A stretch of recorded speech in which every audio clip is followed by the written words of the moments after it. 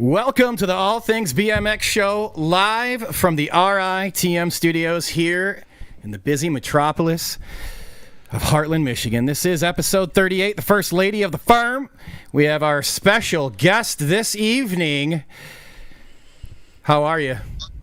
I'm doing well. Thank you for having me. The anonymous guest. Anonymous. I was going to let her introduce herself. She got all that. No, she has all that Michigan stuff in the background. My name is Michelle Karn. Love it. No, Marie McGilvary, I'm so excited to be here, and thank you. It's an honor actually to be even thought of to be included in your show. We're excited to have you. But I had to give a shout out to my colors right here. That's why I'm rocking the amazing blue glasses. So we're good. Literally was so distracted. I lost track on the teleprompter here, folks. So much goodness. As always, I am your host. And it's not just somebody in the audience likes that. One of you likes that. Yes. Yes. One of us does. Yes. Yes. The one that matters. All right. I am your host, Justin Tompkins, longtime BMXer and lover of all things BMX. Sitting next to me, Mr. Chris Beer. Chris, hey. I appreciate you taking time away from nude alligator wrestling with Billy from Gate 9. Oh, gosh. I don't know. That was better than the midget. Dude. Yeah, it was. I don't know what's going to happen in Florida. Was weird. Because Billy wanted to go alligator hunting, and with your nudist, I don't know what's going to happen down there. Come on. We got Paul Remington, our sound engineer, monitoring everything telepathically from his home studio in the shithole town of Bertucky, Michigan. Paul, say hi. What's happening? There he is. Paul sounds really enthusiastic. I'm always enthusiastic. He's like, man. He always sounds like that. He's like, man, we don't have a race tonight, and I'm just gonna kick back and relax. My iguana and I are gonna hang out this evening. We are chilling. I'd like to give a shout out to one of your sponsors though, right now. All right, take it away. Rocking the T-Bone jersey. Hell yeah! There you go. So, I know what's up. Let's go. And, well, absent this evening, Mr. Jay Warriors. He took the night off. He called in. He's probably doing squats and sprints and stuff so he can get that nag number plate. He's getting ready for the only next if it's race. a nag too, though. I'm not sure where he's sitting. He's pretty high up there, but sitting. Let's talk about the most important thing here. Sitting behind Chris and I at the Gate 9 producers perch, another University of Michigan fan. We have the exquisite and one smoking hot U of M fan, Melissa. How are you this evening? Absolutely fantastic. Looking forward to tonight. What's up? To this chicken. Oh my God. Hopefully we beat Ohio State. Well, let's not bring up anything like that. Did Toledo race tonight? Dude, I don't know if they did or not, but man, we got a lot of Ohio people listening to watch this show, man. So it could get ugly. And it's funny because a lot of my friends are from Ohio, just through BMX and through other things. So I apologize about that. I have to compete with so many Ohio State fans. So I get it. So hey, we like the people in Toledo, though. Yeah. They rock. It's some Columbus folks. They're crazy. That's because Toledo's kind of an extension of Michigan. Well, we did trade Toledo for the UP, though.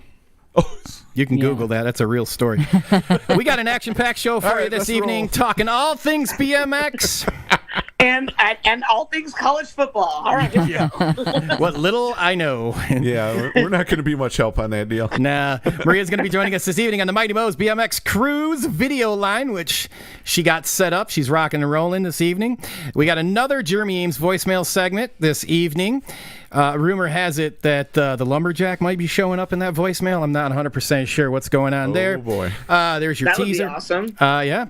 And we're going to have another segment of our news, rumors, and gossip that brings you all things BMX. And it is brought to you by Nate's Painting this evening. The show's opening is brought to you by the good people. Goddamn Billy. Over there at Gate 9. Custom jerseys are made by Billy at Gate 9. So get your if you're looking for that custom, they look just like this one.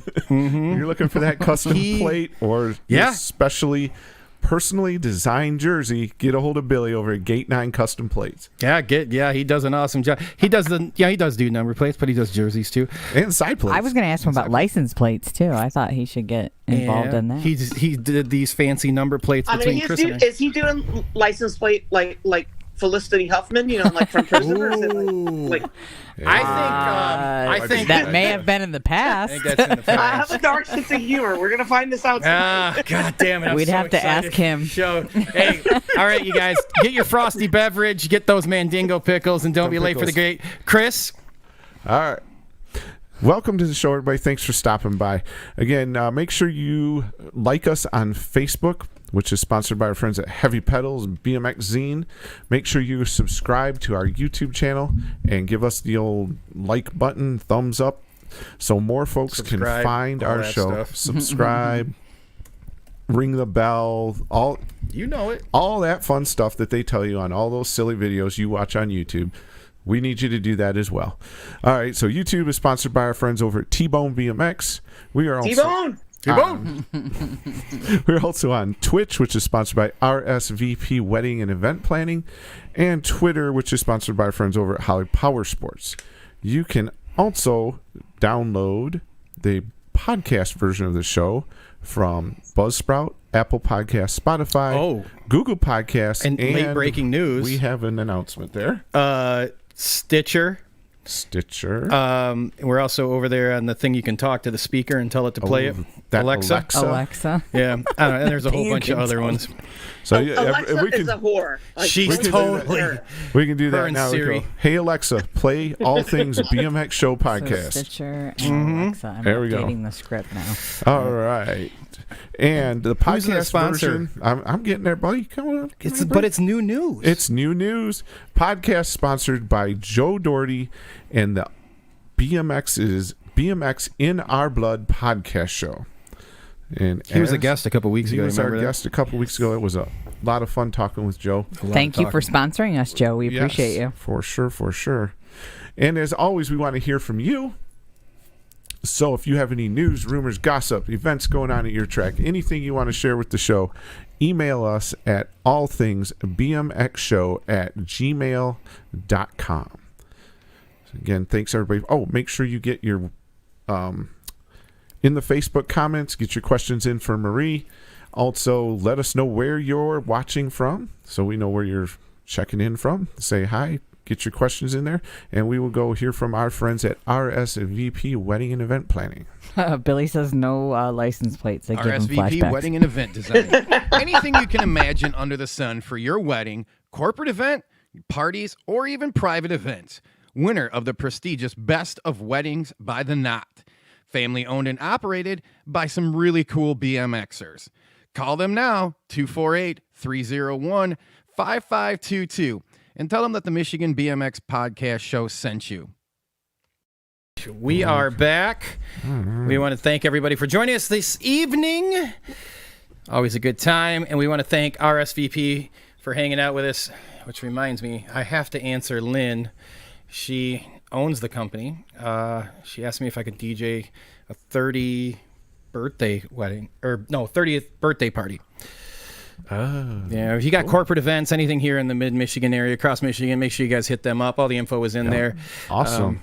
Hey, you know what? I hear they have an awesome karaoke host over there, too. I like doing karaoke like Billy likes doing jerseys. I know.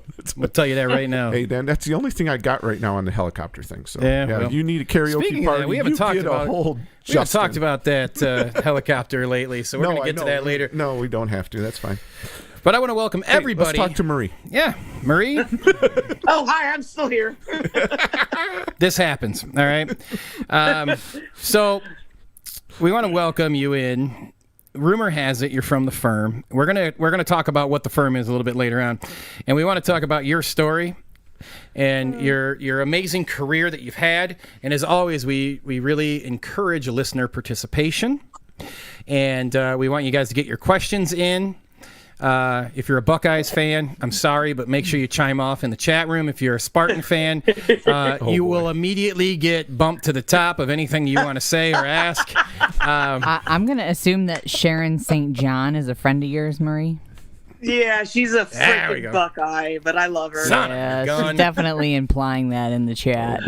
Yeah, I know. boy. But thanks for watching, Sharon. I'm having like Nah, she's flashbacks to amazing. the like NBL President's Cup days when there was Michigan, Ohio, and Florida. That's what I'm all talking beating about. up on each other for That is what President's I'm Cup. talking about right there. We're going to talk about that because we're going to talk about sliding down the overpass on stolen lunch trays. Oh Did you ever do that, Chris? no, I don't think so. You were too. I mean, we were Florida kids. Like, I have seen snow before that, but I mean, that's just what we did. You know, we would go there, we'd get the lunch tray, and it was like the first time we could see snow all year. So, I mean, of course you're going to do that. And I did it many, many times. I even did it when I was on GT. Like, it was just something that It was awesome. It became like a ritual to do. Yeah. Yeah, that was a great time.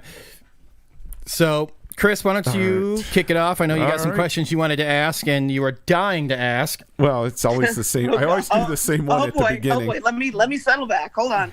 No. The first question we ask all of our guests is, how did you find or get involved in the sport of BMX? I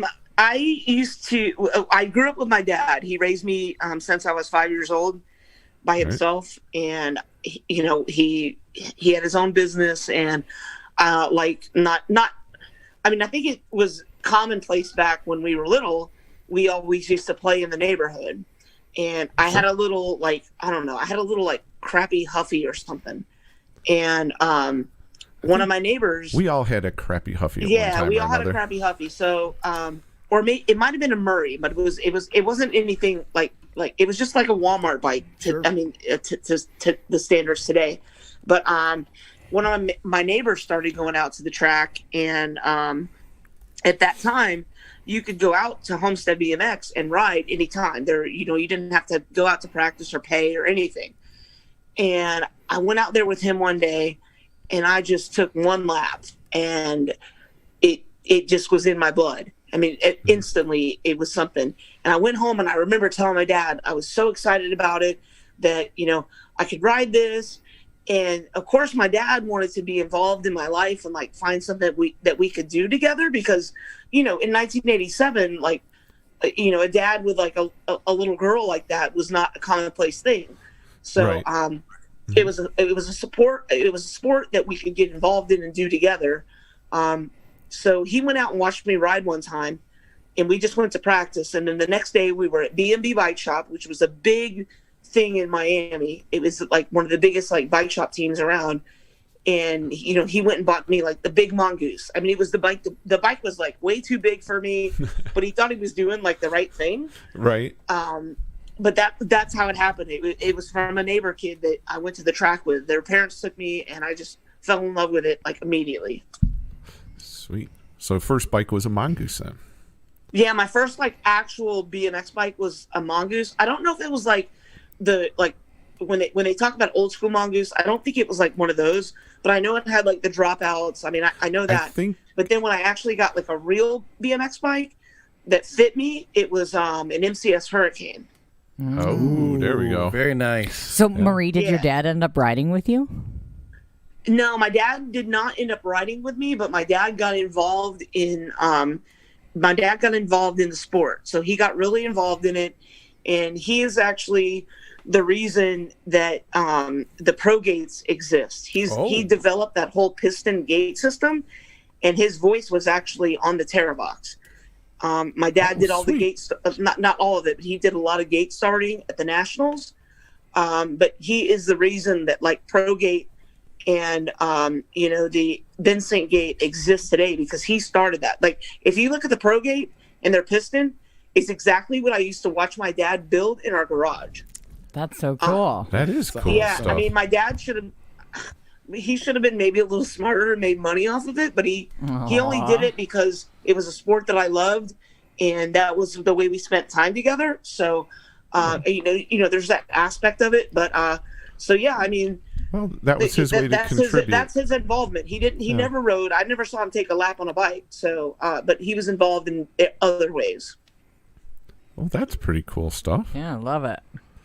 Yeah, because I'll come across a video every once in a while when I'm looking up YouTube stuff about BMX, and I'll hear my dad's cadence on the gate on the terror box, and I'll hear Linda Dorsey announcing, and I'm like, man, that takes me back to when I was like 20 years old and 16 years old, when I that combination like is always going to be BMX to me. I mean, that might sound like a little like old school, but that is always going to be the combination that I'm going to remember, and it's going to be something that's there forever. So that's cool. We do it. We do all the schools here. We got the old school, mid school, new school, whatever you want to call it. We cover it all. So. New school's not here tonight, though. New school. Yeah, we don't. Yeah, Jason. Jason's not here. He's our new school guy. Right. Yeah. Well, I'm sure he's listening in. I know. All right. I don't know. He's chasing Ashton around. He might be the little guy. He's the little guy. Hey, real quick, why don't you let those that don't know kind of fill them in who Linda Dorsey is? Linda Dorsey is, when I started racing BMX in 1987, Linda Dorsey was the announcer that when you got there and she was announcing, you knew it was a big race. The personality that she had and the individuality that she knew riders and the little stories she would tell, because it was not bike number 141 on the one spot, it was not a monotone BMX race. She knew something about at least the top 3 riders. She knew something about everybody. That's where I learned from. And did I try to emulate her? Yeah, probably, because she was one of my idols. Like, I don't have many idols in my life, just I don't know why, but she was one person that, man, when I learned how to announce and when I got that stage and that opportunity, I wanted to keep that alive. And Linda was amazing. Like, she literally would walk around the pits and talk to all the kids that she could, and she would remember something, and she would remember nicknames, and she would give them nicknames. Not that people don't do that today, but she did something personal, and they don't, that style of announcing is something that I wanted to keep going. And, I just see that kind of going away. But Linda was amazing. And if you've never heard Linda Dorsey announce, you really missed out on a great announcer.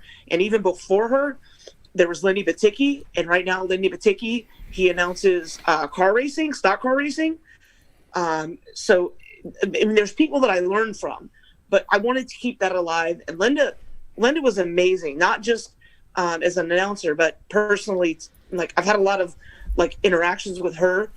She was an amazing person, and she did a lot for a lot of kids in BMX. And I mean, she would never rest in peace, Linda, but she would never have admitted to all the things she did for people. And I think that's a very good trait of a person. Yeah, those are the best kind of humans. They're doing it for the right reasons. The humility will take you far. Yeah. Oh my God! I mean, she was. When I went to Orlando for the first time, in Orlando, in the old Orlando track was like this. It was, for me, it was just, here I am, 12 years old. They had just had the World Championships there a couple weeks ago. I got to race Michelle Carnes for the first time. The clay was actually it was like a brighter clay. The music was louder. She was on the microphone, and I'm like, holy crap, this is like a big race. So that's when I got the taste for BMX, for real. Of course I loved it, but that was my big first experience. And it was hearing her on the mic and just what she would say and how she would say it. And there's certain times when I'll click on a YouTube video or something, and I'll hear me announcing one, and there's certain things that I say exactly like her. It's not like I was trying to replicate her, but I just emulated her because that was my idol. Right. Sure. And I mean, even people have told me, they're like, sometimes I can't tell if it's you or Linda, and I'm like, I can't even tell myself sometimes. So, I mean, well, how does that saying I don't know, go? but yeah, Linda was larger than life, and she left a very amazing, reputation in BMX, and she did a lot for the sport. So she was amazing. Yeah, she definitely influenced myself to pick a microphone up and give it a whirl. Yeah. 100%. I mean, can you imagine here I am, and I just started announcing. And I mean, do you want to hear about how I got into announcing? Sure. Let's go with it. Whatever. This is what we do. This is it. We're just All winging right. it. So my dad ran Pine Ridge, which is now called Miami South, and the announcer didn't show up one night, and I'm like, I don't know, 15 or 16. My dad's like, you got to go announce, and I'm like, what? Huh? Yeah, and so I did it, and then I thought, like, wow, I like this, and I kind of like got into it. And then a couple of months later, we went to a national, and it was in Kentucky. It wasn't at Louisville, but it was a national in Kentucky. I don't remember exactly the track, but my dad knew Debbie Gregory, who was the announcer, who's Tad Gregory's mom. I don't know if you remember that name, but he knew her, and he's like, my daughter's been announcing. Do you think you can give her a few motos? Well, that turned into me announcing Saturday and Sunday, and Sunday I come down from the tower, after the pro mains and after everything's done, and John Purse comes up to me and he's like, hey, I think you did a really good job. You should really try to keep doing this. And I was just like blown away. Wow. I was like, I'm like, it was absolutely one of the reasons that I stayed announcing BMX. So, I mean, there's a lot that goes into announcing that people don't know. I mean, there seriously is. It's just more than looking at a moto sheet and reading somebody's name. I mean, there's a lot that goes into it. But for him to like come up to me and say that, I was just like, all right, this is something I want to do. I want to be a part of this. It's not as easy as it looks, because I've done it a few times myself, and it's not cool. And yeah, and then and it changes so much, because when I was doing it before, I was reading off an NBL moto sheet. And the USA BMX moto sheets are so much different. And you have to actually, when you're an announcer in USA BMX, you have to be the second scorer. So you don't get a second set of moto sheets until you get to the qualifying rounds. So you do the first round, you have to cross off the people that transferred. So you're trying to announce the race, be entertaining, and decide who qualified for the race. Like it's really like a lot to do. So when people want to criticize me, or criticize any of the announcers, I'm like, You know what? Here's a microphone. Come up. I'll give you 10 motos. Go fucking give it your best shot. Exactly. I'm sorry. That was my first F-bomb. No, it's all right. I know there's going to be many, many more. It was funny because I had an account. I had a break for a little while in between NBL, USA BMX, and from announcing. And when I come back and I started announcing actually at Paul's track, I was like, what is this stuff? What is all this stuff on here? And then they're like, oh, by the way, if you want to announce at anything higher than a local, you're scoring.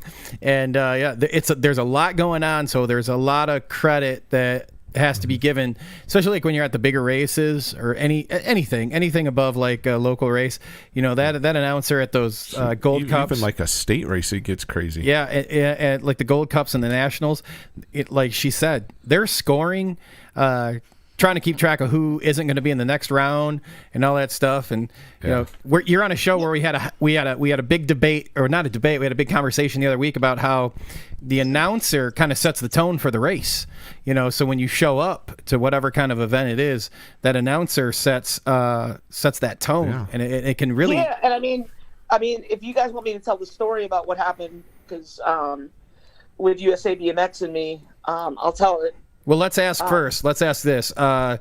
We got to know about your sponsors over your course of racing, and how you got into coaching, and then we got to hear about the announcing. Can I just intercede real quick? Yes, Melissa. Marie, I think your friends are coming up with a drinking game regarding your F-bombs.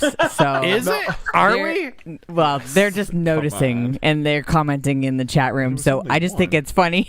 Well, no, they're just saying they love it and they're laughing. And so I'm just predicting that there's a drinking game going on somewhere now. No, I surrounded myself with a good bunch of people in BMX and after I got out of BMX.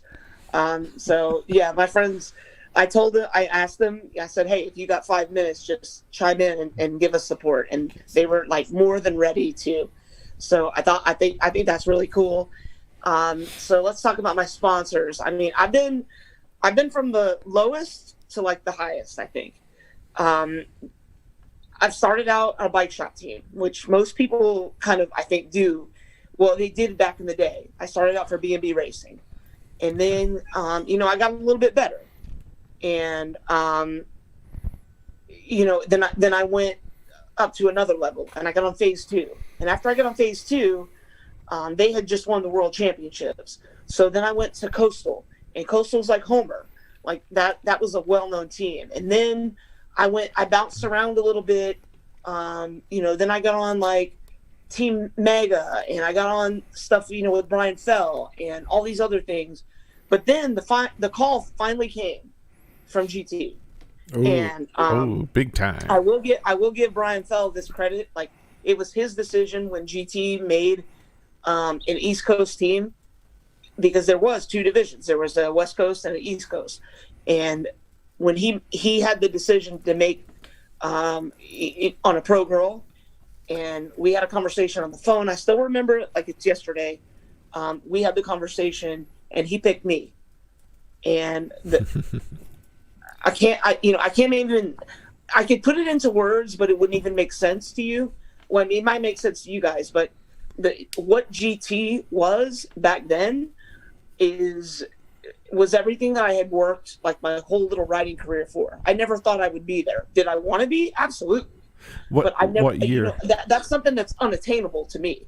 But I got there, and what year would that have been?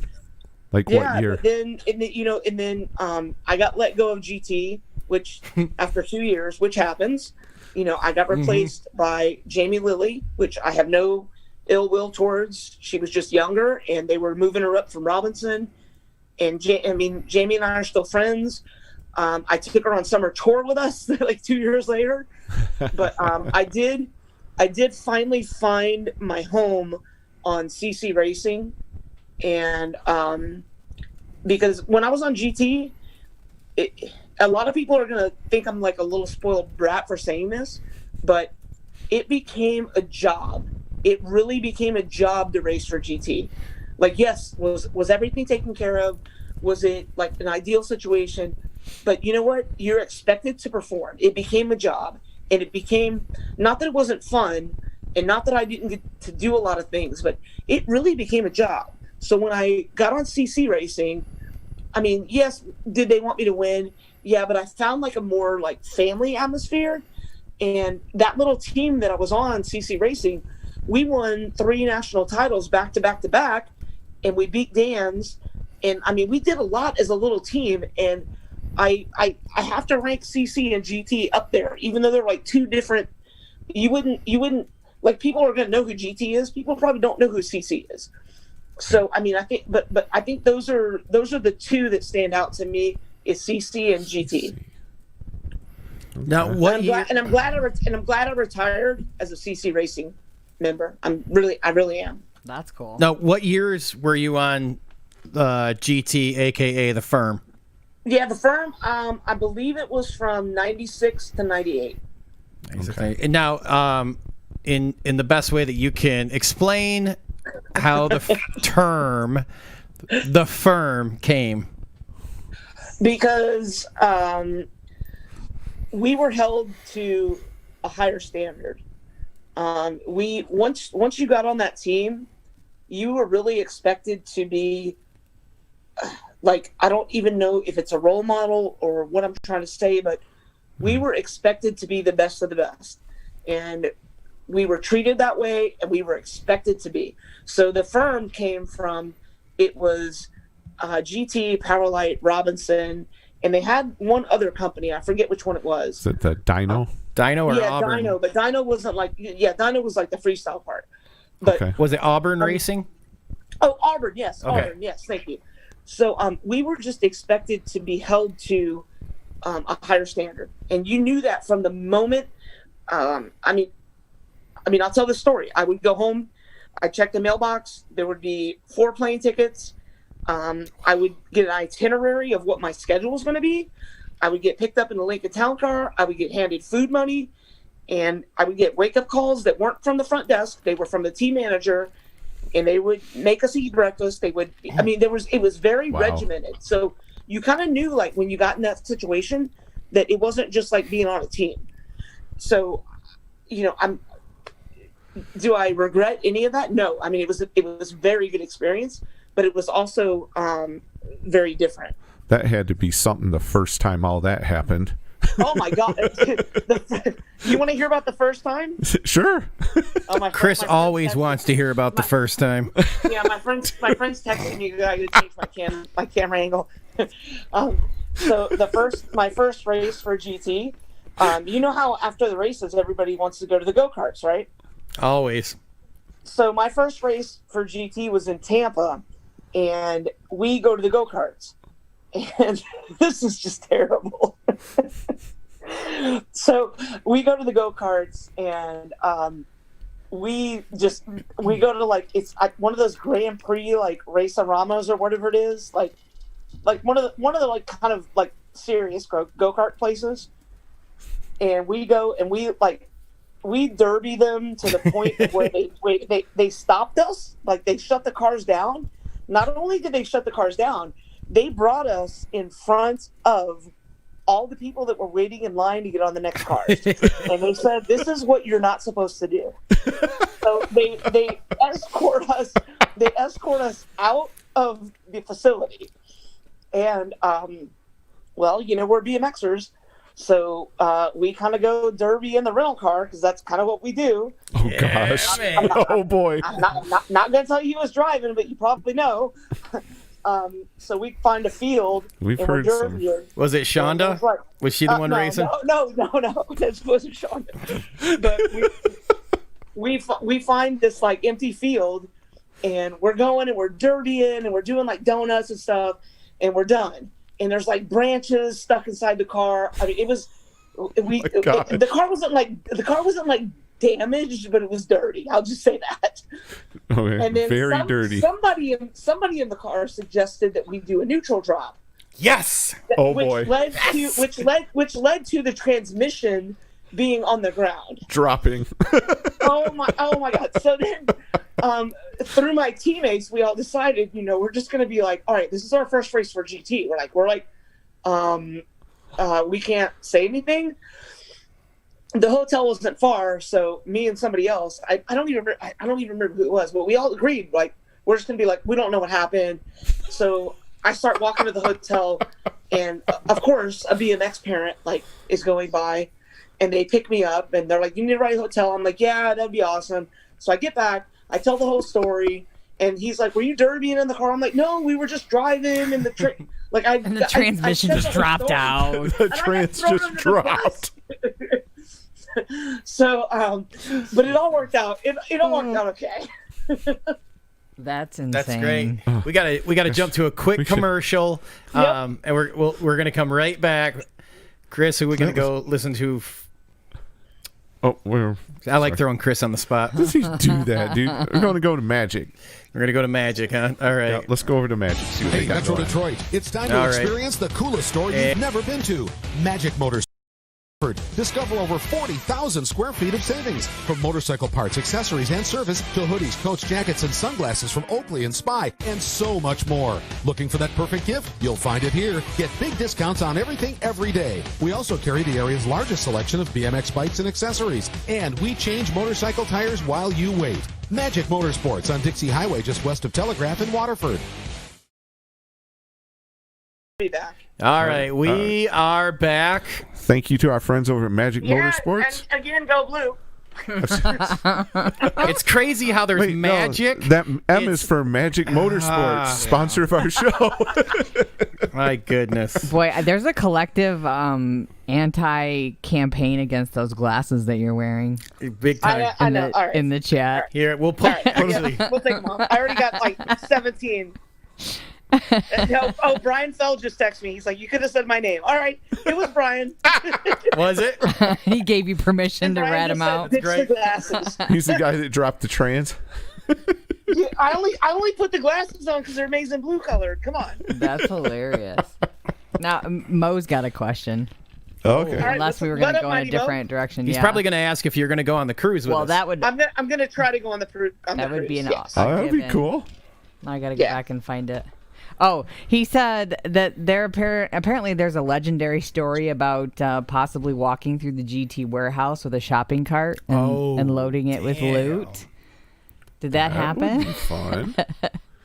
That would there probably honestly there probably is somebody that did that, but it was not me. But I did get to go out there when they were manufacturing the bikes in California. I did get to go see that, and it was like one whole Guatemalan family working an assembly line. It was like crazy. Goodness. Wow. Yeah, but no, I did not. But I mean, GT, I could call them up and be like, my crank arm fell off. I need a new one. Would they send me a crank arm? No, they would send me a whole new set of cranks. Like, it was crazy, and I'm very fortunate. Be like first class all the way.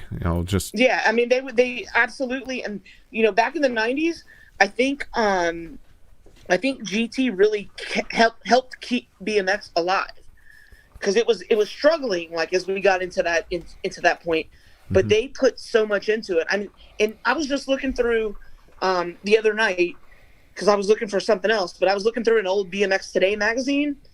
Okay. Their purse that they won every weekend was like $1,200. Do you know what it cost to bring 15 kids on GT, 15 kids on Powerlight, 15 kids on Auburn, like how much it cost them to get kids to races? So, I mean, they put a lot into the sport. Shoot. I know what it's going to cost to get two people to Florida in a few weeks, and cheap. And you haven't even got your bikes there yet. No. Well, there's an interesting fact about GT where they looked at it and they were like, look, if we want to sell bikes, we're gonna sponsor the whole show. So they sponsored the Road to Glory. They definitely did that. Yep. And because they went by the old which Brandon, this will be the only NASCAR reference you'll ever hear from me in my entire life.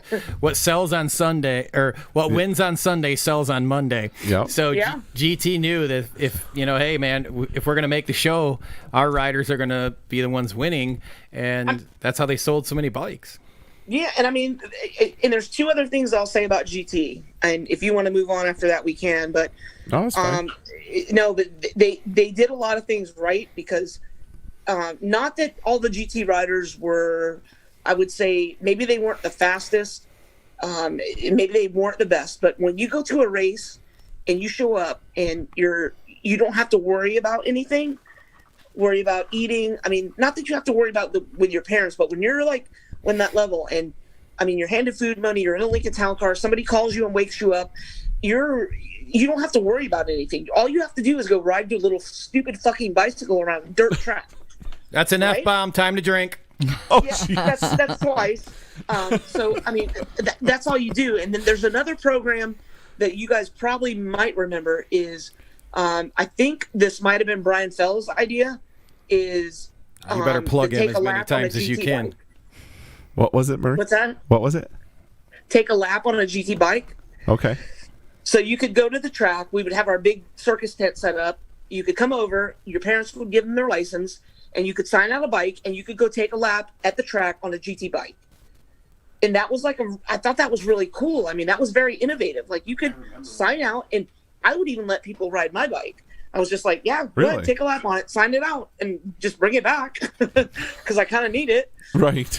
Please bring it back. Yeah, please bring it back. It's because I'm very particular about my setup, and I'd have to take 4 hours doing it again. Right. Yeah. No, for sure. Okay, Marie.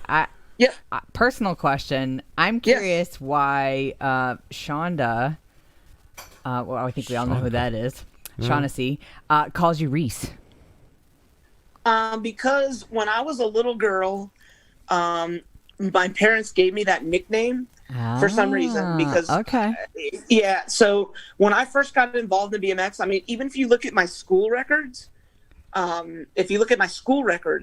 have Reese on it. Okay. And it said Reese, like Reese Cup. Yeah. So one more thing I like about you.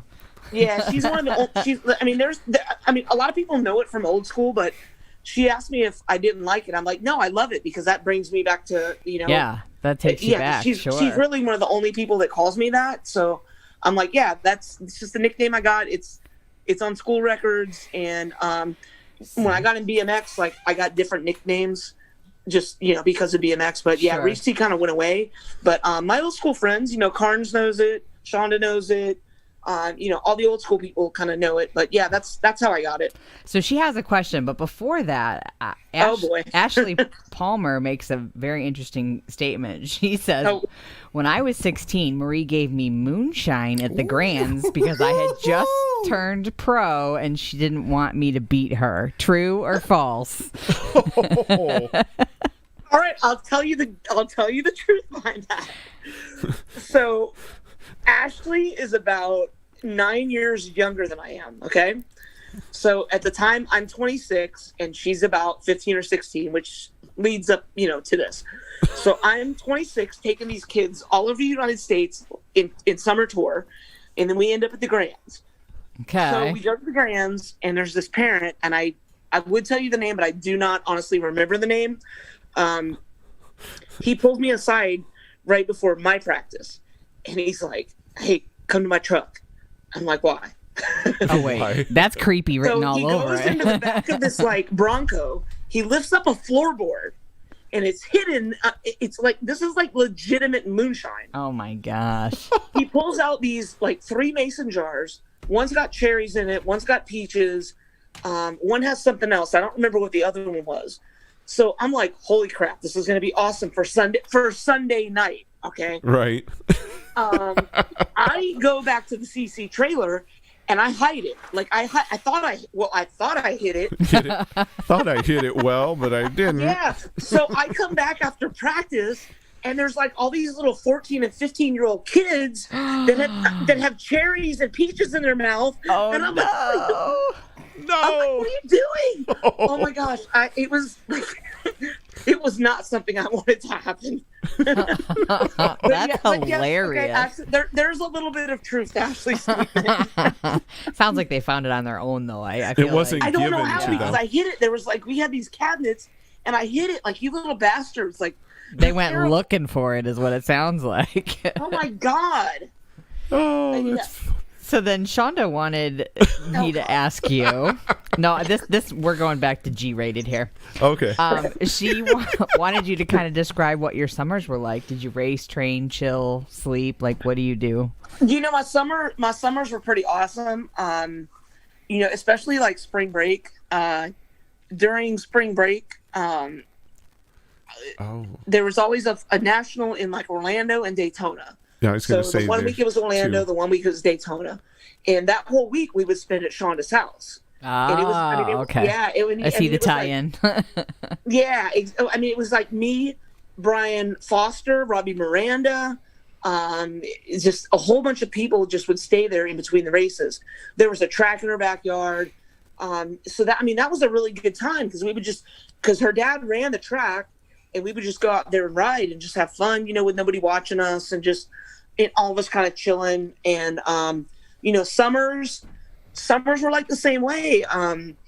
Even if I was factory sponsored or whatever you want to call it, there were a lot of families that helped me out along the way.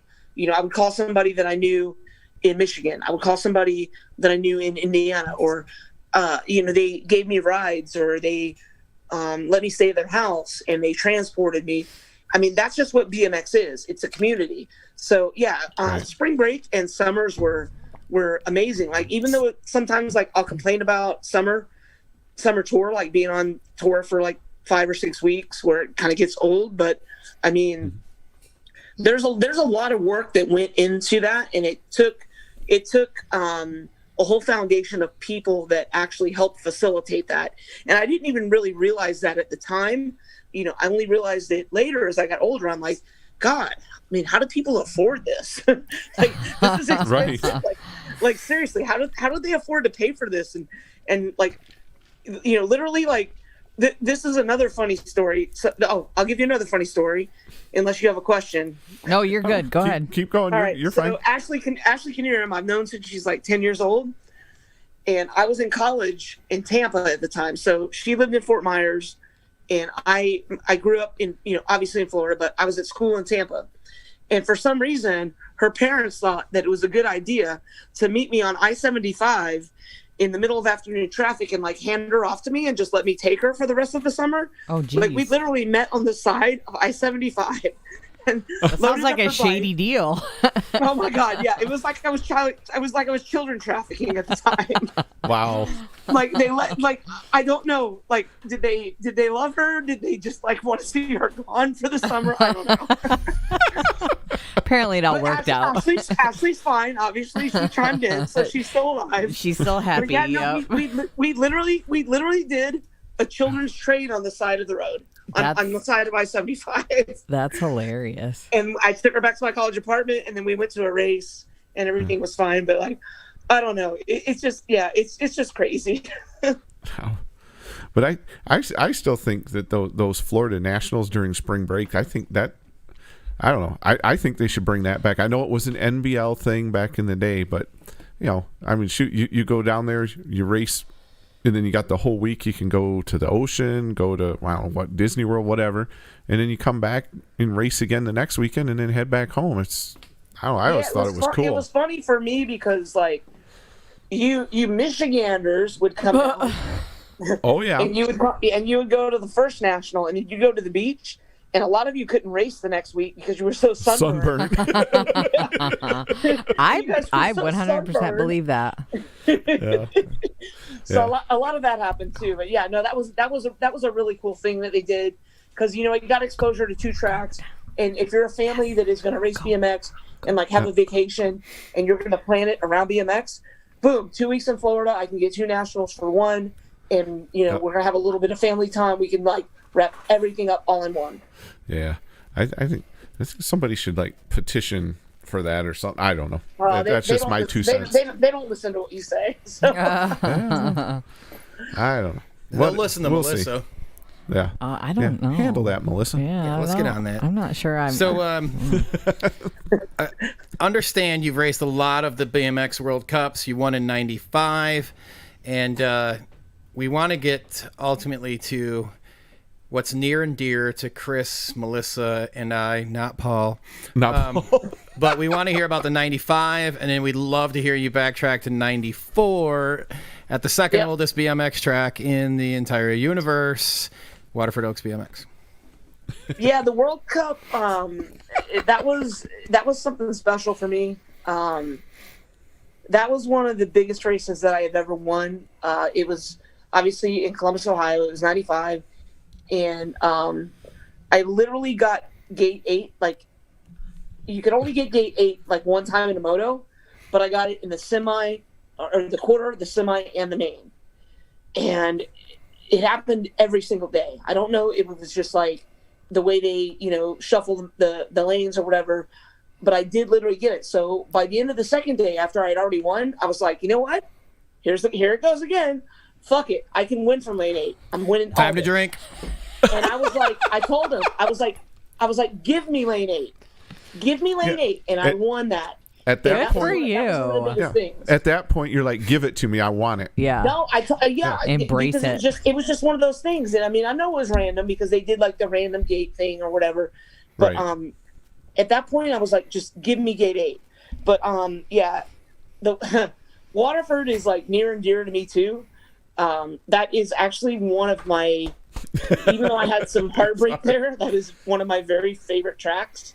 I've seen the trophies though. It's one of ours. Yeah, well, obviously, but so that was my first World Championships, and the girl that ended up winning, I think her name is Corinne Dorland. She's from, I want to say England. I know she's from France, and I think she raced for some Chippy or one of those teams like that at the time. Oh yeah. But I was doing really well.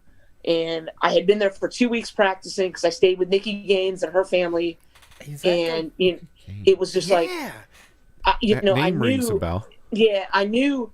Like, I stayed there and I raced. And what's crazy about it is Nikki Gaines was a class below me, but when I raced her at the locals, she was actually beating me, and I was just like, holy crap! But I knew where I could take Nikki was in the third turn.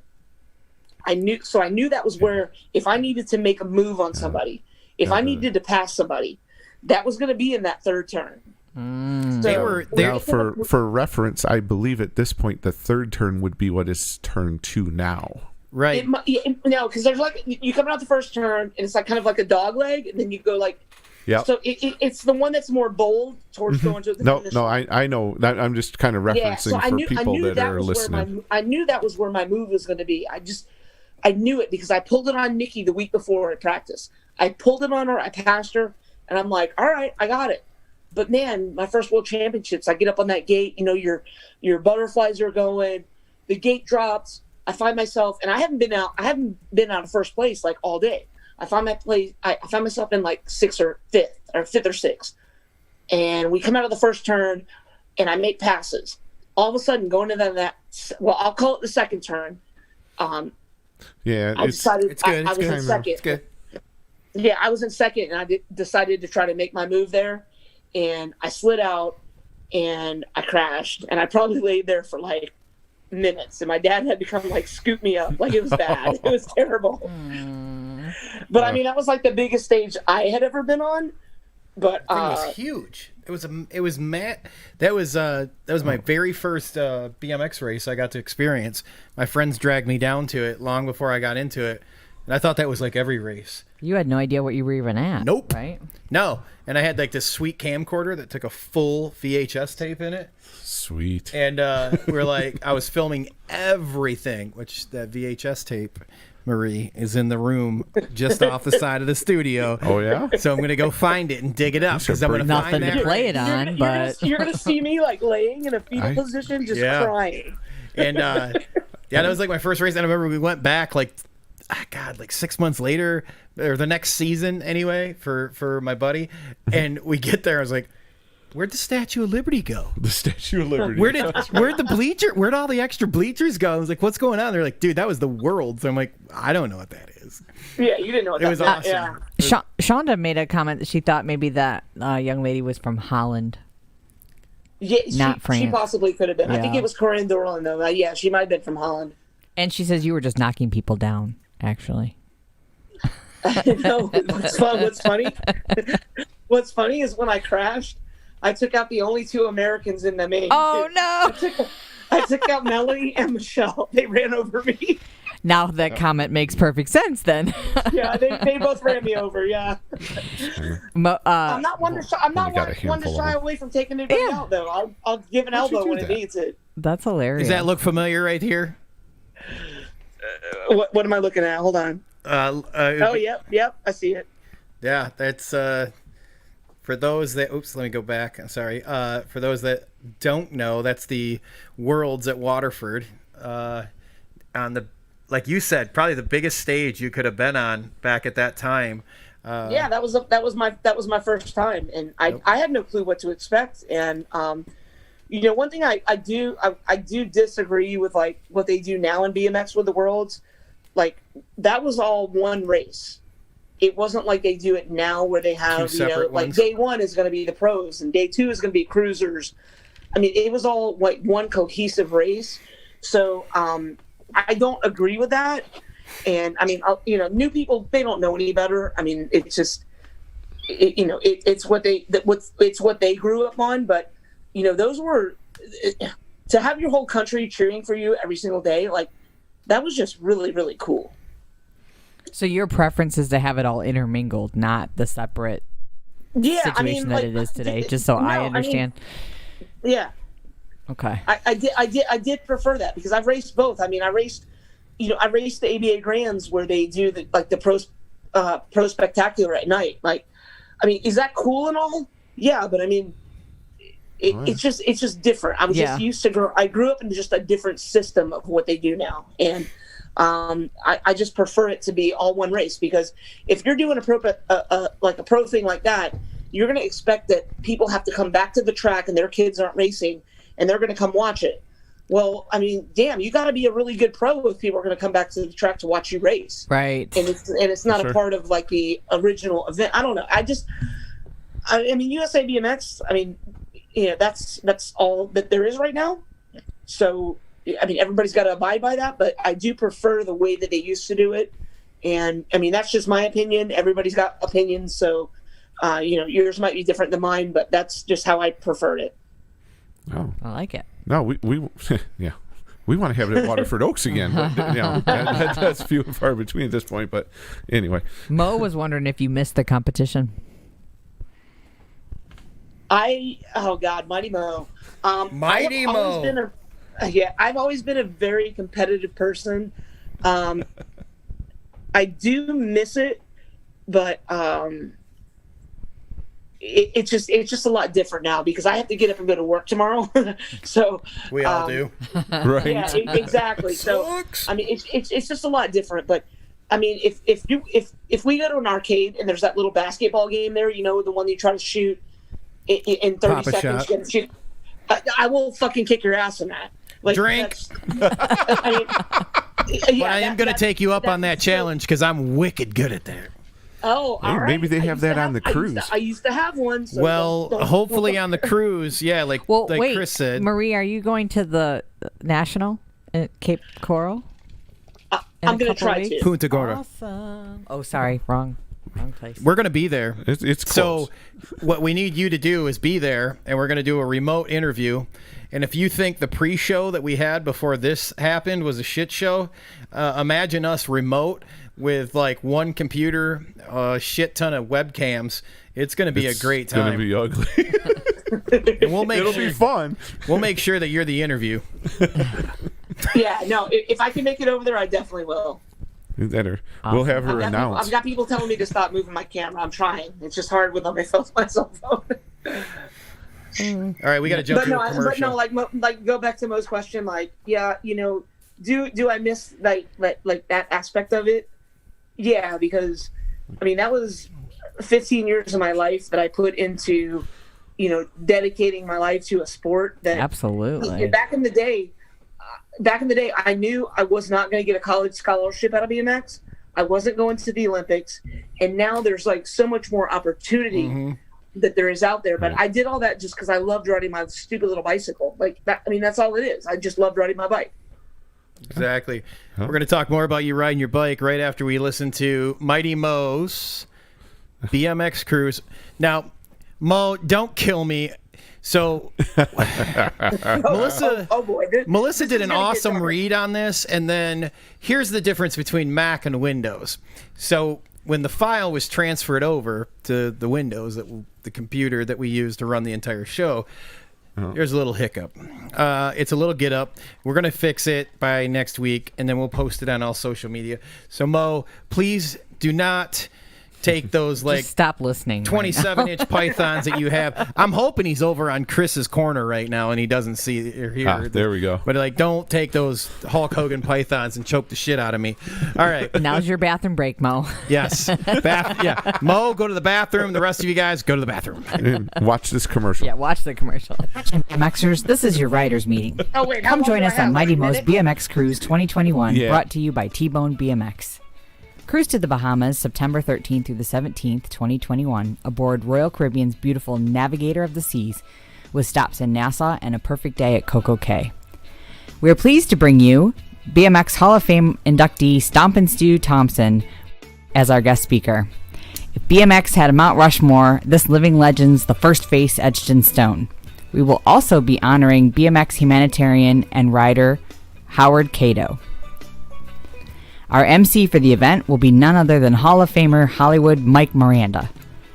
Be part of the ultimate BMX pit party away from the track. All the fun of hanging with your friends, just like at the race, but without all the stress of competition.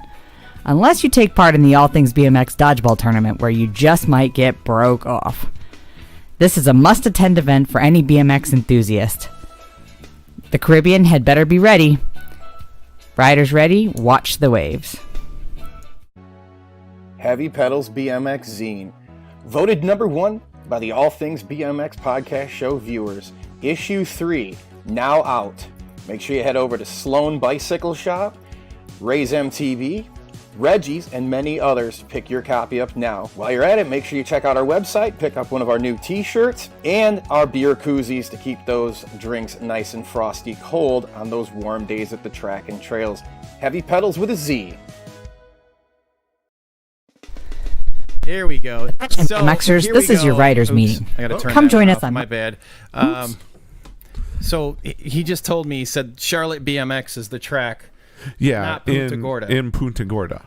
I don't know these things. Yeah, well, that's where it's at, dude. Who's calling us out on that? T-Bone. Oh, T-Bone. He was supposed to call in. Evidently, he forgot my phone number. Well, yeah. He is So in Colorado, isn't he? yeah, What went on the screen? Please. Yeah, so it is. Well, it's Charlotte BMX in Punta Gorda, Florida, and it was at the Punta end of Gorda. October. Like, was it 23rd, Second. 24th, 25th, something like that? You better get this shit right, because you got to take the wife down there. Oh yeah, we're planning on going at this point. So Somebody we're asked ready to Brian if he's going to call in and ask these questions. No, Brian said he was he's going to call busy, in. man. He didn't know. He said he was going to. Okay. Yeah, he said I'm freaking representing. Come on, dude. Son of a bitch. Oh, man. Here he calls in. Hang on. Oh, are we going to go? Just We're like going to this. the T-Bone Oh, hotline. shit. Here he is. We're going to the T-Bone hotline. Is this working here? To send a voicemail, press 2. What's going? What Are you calling him? is he call? Where's he calling in on? He's not calling. him. Oh my God, Brian. I don't know what you're. He's probably calling me on Facebook right now. Oh, can't do that. Y'all hear the ringing though, right? Yeah. Oh yeah, we're hearing that. All he had to do was just call my phone. If you can hear us, Brian, call Justin's cell. Just the cell phone. None of this fancy shenanigans. I got too much shit going on right here. There's so much stuff going on over here. We need you to call on the cell phone. It's the only way it's going to go, brother. I'm gonna call him. I'll just call him. Call him. Yeah, there you go. Here he is. But Finally, Jesus, Brian Yes. T-Bone, how are we doing tonight? T-Bone. We're good. Hey, I also want to give a shout out to my girl Kelly Doan, which is also the other T-Bone. So we got 2 T-Bones in the house. Oh, and she is leading the game Oh, awesome. because she is still able to say drink when it's time. I'm gonna challenge her. I'm gonna challenge her. She's winning. I'm gonna challenge Oh her. my goodness. All right, Brian. Say. Yes. I heard it's the 1-year anniversary, right, of T-Bone, right? It is. It Yeah, is. congratulations. Back up. Way to We're go. gonna buddy. post the race video in the next day or two. People are asking to see it again. But yep, happened a year ago, and it's been 1 year of fun ever since. Well, before we jump into, We appreciate being a part of your fun. we do, Absolutely. and we appreciate you supporting the show. And if you guys want the best in jerseys, right next to the lovely Melissa, that is T-Bone right there. Make sure you guys hook him up, just like our guest is wearing. Best jerseys you can buy, right, Chris? Yeah. Yeah, Great. I like mine. I Love know them. they're very comfortable. Go check them out. I put the dirt sample test this weekend in Fort Wayne, Oh, that's right. and it came out fine, man. We're not loving the white It's, when it comes to that only. It cleans up, man. It's good. It didn't rip. It didn't shred. It didn't turn into didn't. tissue Yeah. paper. Say the laundry service didn't get all the dirt out No, of it. it did. It's just when you look at it, you're like, oh God, please come out, and it does. And it does. Awesome. All right. We there's our prefer plug. the riders that actually stay on their bikes and don't get the jerseys dirty and tore up. That's why he's. You know, we don't need groundskeepers here. You know. There you go. That's why he's leading the ATB crew. We'll stack up our nag numbers at the end of the year. Whoa. Is he a professional Oh, shit. groundskeeper? Wait a minute. or Brian something? gets to go to like a ton more nationals than I do. I better not. Anyway, so Moving along. moving along. Where are you at right now? Have you flown out there to Colorado yet? Yeah, we're at the hotel in Grand Junction. Going to do practice tomorrow, and then race our 3 races and have some fun. Awesome. Awesome. What questions did you have for our guest this evening? Well, I've got one that kind of relates to Darlene. You know, my wife started racing just about a year ago, and she's up for a nag plate, and she's in there mixing it up with Excuse me. a lot of ladies that have been racing for 10, 15, 20 years. And there seems to be a little hostility in the ladies class as far as new riders and it's different than the guys. The guys seem it's more like go out there, kill each other on the track, and have a beer afterwards. But the ladies, they seem a little more feisty away from the track. And I'm just wondering if Marie can kind of give us some insight on the difference that she sees between the female classes of racing and the men's classes. That was our question. It's called an X chromosome and a Y chromosome. That's about what it comes down to. You guys will probably appreciate this. If I were to see Melanie Klein in a grocery store tomorrow, I would put her into the nearest thing that I could put her in with my grocery cart. We're gonna call her out. I would crash her. But no, girls we hold grudges. Yeah, and it's. I mean. It is, and they do. And as a newcomer, I had that happen too, because Michelle, Melanie, all these other girls were already established, even Monica, and here I was coming in and I started winning stuff.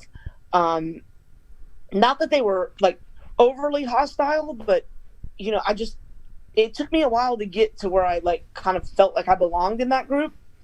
And it took a lot. I mean, but yeah, girls are vicious and they hold grudges, and it'll be like, you crashed me in 1972 and now I'm paying it back and it's 2020. Yeah, I don't think that's exclusive to BMX. I think that's unfortunately just a female thing. Yeah, it's probably like any sport or anything, but no, I mean girls, and they can be catty, and then then what happens also is in any sport, you're going to get a group of girls that are going to be like the bully group. Not that they're going to excessively bully somebody, but they're going to be like the popular ones, and somebody's going to be excluded, and I mean that's going to happen. I mean it sucks, but that's what happens. So all you can do, and tell Darlene, Brian, all she can do is go out there and freaking win races. That's all she's got to do. Race her race. And then all of a sudden she's gonna get experience, she's gonna get recognition, and they're gonna be like, all right, this is a force I have to deal with. That she's just got to worry about herself, and that's kind of like one of the things I learned. I just had to worry about myself, and I couldn't worry about what all these girls that were, because I started at 12, and a lot of the girls that I was racing started at 5 or 6 or 7. So I was a little bit behind the curve.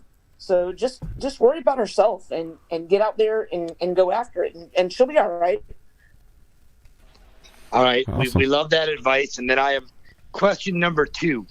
Oh boy. Is this is an easy one, but injury list. Give us your injury list and some of the worst crashes or injuries that you had. Good question. Oh, that is a good one. There's been a couple, I kind of remember, but I don't remember. See, I can't ask that question to Justin because we don't have, it's only a 2-hour show for Justin. So that's why I'm asking it to you. You guys. One of the Christmas classics when I was racing for Dan's, the only thing I know is that I was about maybe 10 feet from the finish line, and the person that was beating me, her name was Tammy Balaz. She's from Michigan. She's like a Michigan person, and she was a good friend of mine, but she was beating me. But the announcer didn't know who she was and called her Tommy Balls Ass. Huh? What? And I start cracking up as I hit the last 2 jumps, and I don't remember the rest of the day. I was knocked out completely, but I got to race. They let me race because we didn't know about concussions back then. No, we did not. Of course not. Yeah, so I mean, I got to race. I was just like, I want to go up to the hotel and go to sleep. They're like, no, you can't go to sleep. I mean, but they let me race the rest of the day. But we didn't know any better. There's no concussion protocol at that time. No, there wasn't. And then when I hurt my back was probably the worst one. When I got let go from GT, I took about a month off, and they had redone the Tampa track, and so I went out there without any stretching, without anything. I went out and hit that track the full speed like I normally would, and I got sciatica from that. That was, I woke up the next morning and I could barely move. So that was probably the 2 worst. I mean, I never just tipped over. It was never going to just be oh, whoop, she fell over. No, it was always going to be a tumble. But those are the two that like kind of stand out in my mind of things that actually like that I remember about being bad crashes. Mm-hmm. But I didn't even crash for my back injury. I mean, that was just, going out there overworking myself when I wasn't prepared, and not, just going out there like I had done it, after a month. So I mean that was my fault. So Yeah, that's kind of All right. one of those first time. One last question. Come on, we're gonna. You got to give us a BMX secret that you've never told a soul before. Something that you've never exposed to anybody. She's got too many friends in the chat. There's no way. Her friends can chime in the chat and share them. awesome. We had the moonshine story earlier. That was pretty good. Man, that was pretty good. I will give you one but it is already it has already been exposed, but it's still a really good story, if that's okay. I like the terminology exposed. Yeah, Expose, you've heard it here. It's already been alluded to. We'll say that. All right. So we're on summer tour, and I'm driving the CC dually with the 26-foot trailer. I got like a 20-minute lesson on how to drive this freaking thing, and we're driving from Fort Myers to I forget what the first race was, but we had to drive a long way. And we're about through the second race, and I had to turn the trailer around, and like I still wasn't comfortable like backing it up. So I've got like 5 kids in the car with me, and when I say kids, they're all like 14, 15, 16. So they are, I mean, I guess they technically are kids. Yes. So we pull into this place because I needed a break. I just was like, we were driving, I was getting stressed out, and we're in like North Carolina, and I pull over and I try to turn around. The kids all hop out of the car, and I'm just like, help me back up. Like, you little assholes, like somebody help me back up. Like, give me the little, the little hand signals. Yeah. And so I finally get the car turned around, and I'm just like relaxing. And all of a sudden the kids come back with a dog. Oh, and I'm like, no. I said no. Well, I didn't realize we had pulled over in front of some sort of like animal rescue. And it was we pulled there. It was like a Sunday, and it was a holiday, so nobody was there. And there was nobody like monitoring anything. And they come back with this dog. The dog's got fleas. It's got ticks. I mean, it was a cute dog. I will give it that. But I told them no. I said, we're not taking the dog because and at the time, like, I'm very a karma person. I'm like, we're not taking a dog across state lines. And they're like pleading with me. And then they tell me, well, we saw that on the door, it said the adoption fee was like $40 or $50. And we took our money and we put it in an envelope and we taped it to the door. And I'm like, okay, that makes it a little better. So yes, we took the dog and we drive to South Park. So South Park happens, and we raced the whole weekend. We actually end up finding a very nice family that had just lost a dog, and we gave it to them. It's actually a really heartwarming story. So then I don't even know this for years. I'm talking to one of the kids at our reunion because we had like a 10-year reunion after this. They're like, yeah, we just pretended to put money on the door. I'm like, you little fucking bastard. There's an F-bomb. Drink. There's another F-bomb. They're like, yeah, we just told you that. I'm like, are you? And oh my God, I was so mad. But it's funny because of that whole story. When we took the dog, somebody else was driving the truck. I'm sitting in the passenger seat, just like with my arms folded, not speaking to anyone for like 5 hours. I was so mad at them. But they didn't even pay for the dog. Yeah, so if you don't hear from me next week, there's going to be like a dog authority that has arrested me. Now, Ashley's contradicting your story, and she says that they did leave the money. No. Oh my God. Oh. No. No, wait. I didn't read the second line. Then she said, but we took it back. See? So they put the money in the envelope, put it on the door. They thought about it, and then they went took it back down. Then they thought better about it, and they took the money. You guys have a great rest of the show. We're gonna keep watching it. We'll talk to everybody later. Bye, Brian. Thank you. Thanks for Jersey, bud. Yeah, thanks for checking in, Brian. Have a good night. Billy says he's gonna run out of liquor. Little fucking bastard. I'm telling you. Drink, drink, drink. But I There's didn't know another that for like 10 years. I didn't know. Oh, That's funny. That is very funny. All right. So You gonna ask her about her? yeah, I'm going there. All right. So God. we're gonna change gears up just a little bit here.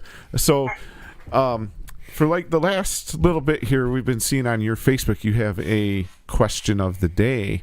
So what was your inspiration behind this BMX question of the day on your Facebook page? You know, I didn't get a chance to go to look at the first one because everything kind of happened kind of fast tonight. But it was just a question that I just whatever. I wanted to get out of politics for a little while, and I just wanted to, see who would chime in, or if we could get a discussion going. And my first, one of my first posts, got a lot of hits.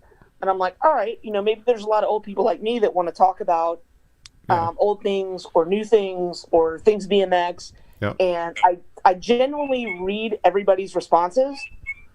And I do enjoy reading them. So I'm glad people, chime in. It was just something that took off. I did not expect it to be that way. Yeah, it's a pretty cool thing. So if you guys aren't following Marie on Facebook, follow her, because these questions of the day things are pretty cool and fun. You know what? It gets the politics out of my Facebook feed. It lets me interact with people that I grew up with. It lets me I'm not going to say stay relevant in the sport, but it keeps me up to speed on kind of what's going on, who's still involved. Sure. Just things like that. So, and I ask for help, and people send me questions, and I get a lot of really good ones. For the most part, right now, most of them have been mine, but there have been some that have been suggested by others, and I'm going to get to all of them that they have asked. But it's really been pretty cool, and I do read every single response, and I do read it because they took the time to read the posts that I posted, and they took time out of their day to write their experience. And what I come to find out is, even though we grew up in different states or different eras or different times, we have a lot of the same experiences. So I think that's what I get most out of it. Yeah. Well, one of them I remember from the other day was you posted a picture of some of your trophies on a shelf, and you said, "Show me your BMX trophy shelf. What you what yours is," and that was cool to see how some of those all because come together. Because that's something I did. I bought my house in 2010. That's just something I did after I bought my house, because I got rid of a lot of trophies, but obviously the ones that are there are very special ones. The World Cup ones there, my grands, some of my plates. There's pictures of me, but what everybody saves is something different for them. So that's something special, and it's not the best trophy case that I could have bought, but it took me I don't know, I want to say 3 months to find exactly what, because I had the picture in my mind of what I wanted, of the spaces so I could fit everything in. And I found that online, and I was like, that's it. And I had to figure out how to fill the space. So, we all can't have those luxuries like Chris has of helicopters and custom made trophy cases. I would like to ask Marie if her cleaning lady ever showed up today, though. Oh no! She Wait a minute. What? You got a cleaning lady? I don't have a cleaning lady. She's not getting. No, You got a butler, Chris. I'm teasing her. That was a previous. She didn't show come up. Man, she didn't come polish my trophies I'm today. telling you. I'm a little upset about that. Might be time for a new agency. You got to find one that has the right polishing techniques. Yep. Well, I think her name is Conchita, and I'll find her one day. I think Chris has hired her brother. Oh, you guys. Speaking of crazy stories, Jeremy has sent over another voicemail. Oh. Yeah. Alrighty. So for our first time guest, this young man right here, let's hope he does not end up with your phone number ever. Don't worry, I've guarded yours. He's bag pleated. It's okay. I'm a pro at blocking, so it's Me as too. much as you don't want to, you kind of want to, because you're like, I kind of do, we kind of don't, because he does leave some funny voicemails, and as always, Mr. Jeremy, week after week, he's putting in the work, doing the work, coming up with these funny voicemails for us. He's one of those guys where we asked him to help us out and do something, and he keeps doing it and providing us this content. So, good, bad, or indifferent. And it's open for sponsorship. Yeah. Yes, that's we true. We need a ratty. I mean, Gate 9 already sponsors us, but we need somebody. There's your payback. There you go, Billy. For your Cha-ching. birthing comment when I knocked the wind out of me in Toledo, Billy. We need a ratty, gnarly sponsor for the Jeremy Ames voicemail. I'm talking just the worst side of Miami coming in there, just the chop shop. why you gotta talk about Miami like that? Come on. Because not a lot of people know. Well, Come I guess on, I was born in 305. Now you gotta throw you Miami were. in I this? didn't know, but I was I was gonna actually throw 810 in there. But I'm not sure, if I start shouting out Flint, they'll be like, I watched a series on Netflix, y'all got bad water. It's like, no, it's way worse than Not that. just the water, from what I'm told. But we will gladly accept sponsorships from any corner liquor store, gun store, preferably if you a gun store, because I spend a lot of money on ammo. We're not looking for your traditional BMX sponsorship. If you train. If you train, even pizza, man, we like pizza too. We could use a pizza sponsorship. Pizza sponsor. Everybody needs a pizza's sponsor. good. I'm thinking Whiskey Wednesday. Oh boy. Something or another. Yeah, that'd be a good one too. Oh boy. All right, without further ado, ladies and gentlemen, the Jeremy Ames voicemail for the week. Oh boy. Hey, Justin. Hey, it's Lumberjack. Gary Ellis here. Listen, man. I told you I'd do your stupid little show to help out Mary. And then you're going to give my number out to this Paul Remington guy? This guy calls me telling me who to vote for, where to put signs, how I should believe in the government. He also told me he's got some kind of man crush on me, but it's not weird. Sickening is what it is. Yeah, I checked out your podcast real quick to see what I was in for. And who the hell is Chris Beers? That guy definitely doesn't race. So what's he involved for? I don't know. You got to tell me. Man, I'm going to come on this show. I don't want to boost myself up too much, but you ever won grands with a mullet? One year I won grands and I never left the stands. One year I won grands and didn't even have a bike. You guys will not understand how true I can be to BMX. But if you give my number out again, I'll show you a stone cold killer, you son of a bitch. Mary, you owe me one. Off like a prom dress. Get it together. Oh, you pulled it in. Lumberjack out. He just came off as Gary Ellis. Is that what it's supposed to be? It was supposed to be. Yeah, that was Gary Ellis. Yeah, that was, Oh my God. oh my goodness. And he used the line of why I can't announce BMX races anymore. He certainly did. Oh my goodness. That was pretty good. It was. Yeah. I don't know about he that, did though. win the grands from the stands. No, it's. He did. It was the year, wasn't it? Was that when they? No, was it Frenchie? Yeah. Levesque. He won, but he couldn't win it. Do you remember There that? was some Marie? rule in the ABA that you had to be you couldn't be a foreigner to win the national pro title. Oh yeah, I remember that. Yep. Were you there? I was not there, but I do remember. I do remember the controversy that went over. What, was it NBO or ABA? I think it was ABA. I think. Yeah, no, I'm pretty sure it was I was not ABA. there for that. No. Are you? But no, he when Christoph came over, I remember that's one of the first foreign riders that I was just like, holy crap, this dude can ride a bike. Yeah. And He's the whole reason, after I got off GT, after I got let go from GT, that I wanted a son Chippy, because I was just like, man, I want to ride like Christoph, like right. that dude, and like Dylan Clayton and all those guys that came over at that time and period. Christoph was just killing it. But yeah, I do remember that exactly. Somebody in the chat, tell us what year it was. Somebody will, yeah. Somebody will know that for sure. You know who would know that would be Colin Stiles. Yeah, or Craigie Craig.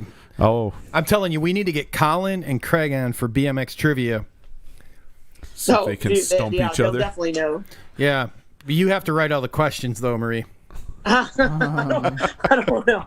Now, I'm running thin on questions. Now, I've got a couple questions for you myself. Okay, let's go. Before we get into sliding down trays at the Classic, do you remember the Mecca, the bar nightclub in Columbus? The Mecca.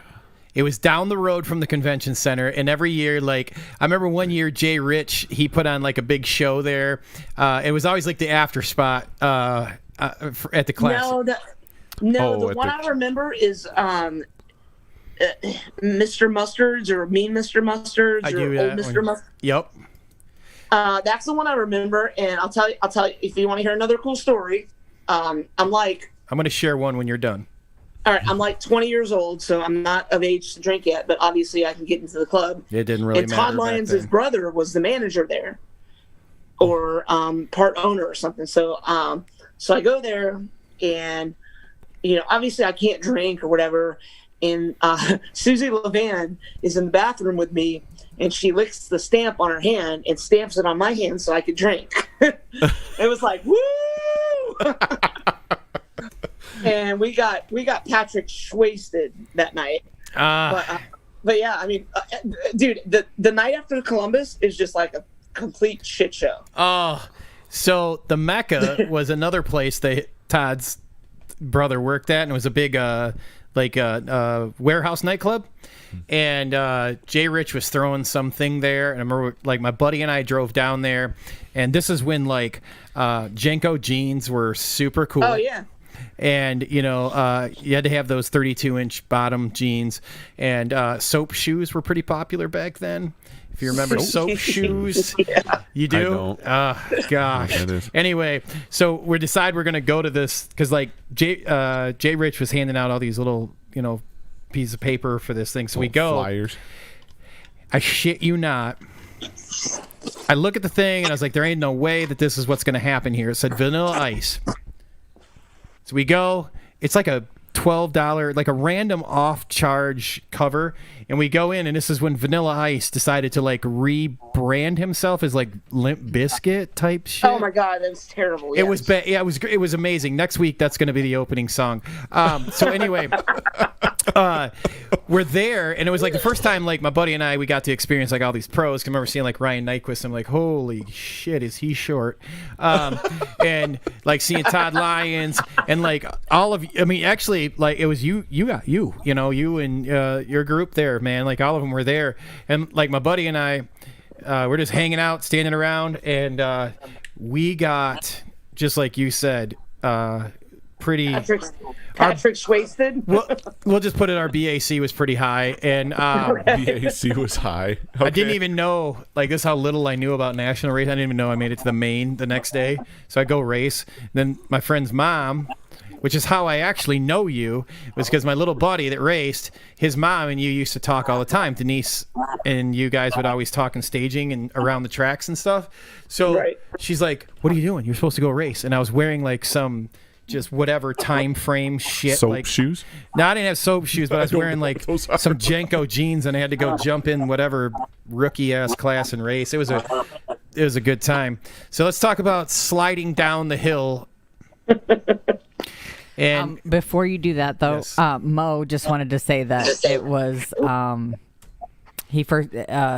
guy you were talking about earlier. Oh, Gary Ellis. First time he came to the U.S. was in '90 at the ABA Grands. Gary or the Christoph? Christoph. That's when that whole title shakeup went down. He was in Mo's Moto and smoked him. Mo smoked him? No, other way around. Oh. And then he said Brad Lyons is coming on the cruise. Todd's brother? I guess, yeah. Oh, we could talk about Vanilla Ice then. All right. Marie, all the more All right, reason you anyways. need to be on this cruise. Yeah, I will make that happen. All right, so you got to tell everybody about these trays and sliding down. Cafeteria The underpass. trays. I mean, we're like Florida kids, and I don't care if I was on GT or on a local bike shop team. If I see snow and there's a hill, I'm gonna go steal a tray from the food court and slide down on it. And usually there was a little bit of alcohol involved, I will admit, but that was just what the Florida kids did. And it was funny because like all you Michiganders would be laughing at us, as you're sitting there drinking your pop. Some of us call it soda. No, we No, don't. we don't. We call it soda.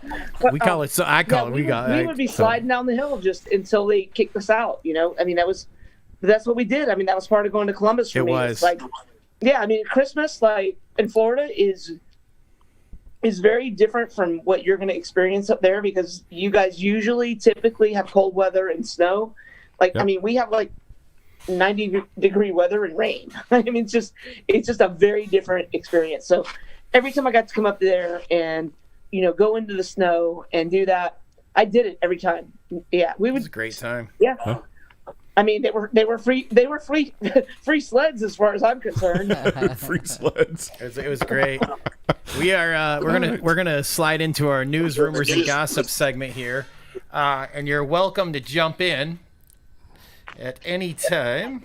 All right. So here is our news, rumors, and gossip segment. Chris, you let them know where they can Ready? listen to our news, rumors, and gossip. All right. So, everyone, welcome to News, Rumors, and Gossip. Sponsored by the good folks over at Nate's Painting. Thank you to them for sponsoring this segment of the show.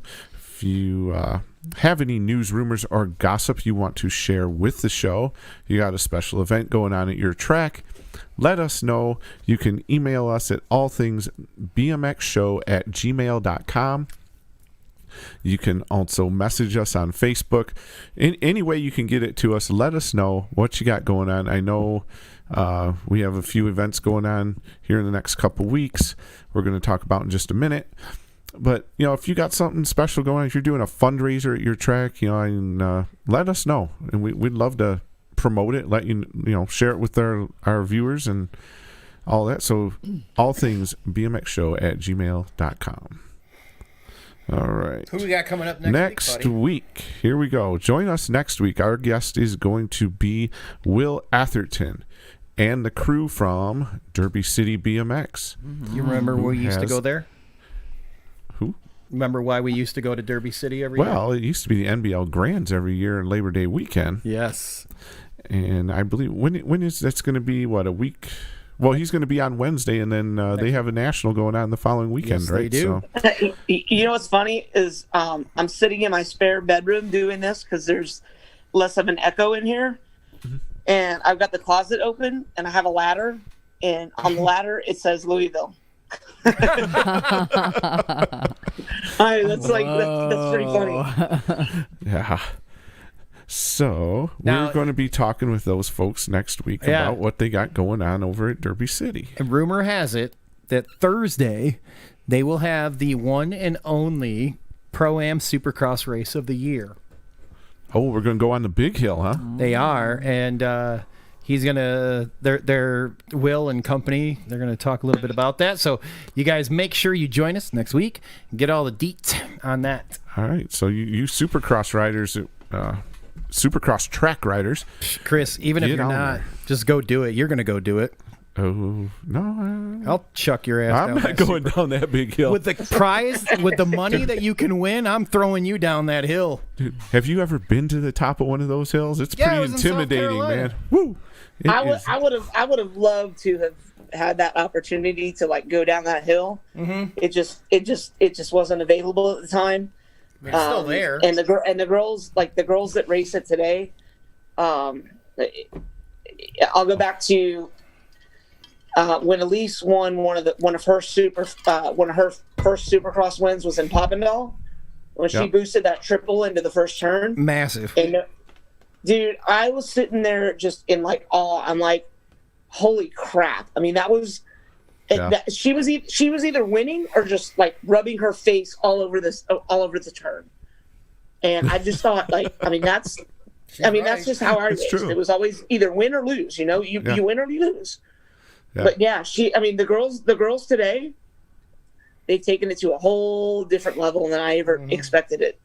Oh yeah, no, I like watching those girl pro classes. Man, it's awesome. I mean, they're legit. Nobody can argue with that. I love watching. And they train just like the guys, and they, serious. they're taken seriously. So, I mean, it's great. And what I hope they know is, like, even before me, there were girls in the 70s and 80s that had a pro class and it got taken away. And then in the 90s, there were a few of us that were able to get the class back. And now to see the evolution of it being in the Olympics, and what they're doing with the Supercross, I mean, every one of us had a part of it. I don't care if you're Sherry Elliott, if you're Deanna Edwards, Gabrielle Bai, Lisa Motley. Every one of us had a part of this. Yeah. And to see them do this now, I mean, maybe I'm not doing it, but a part of me is like, you know what?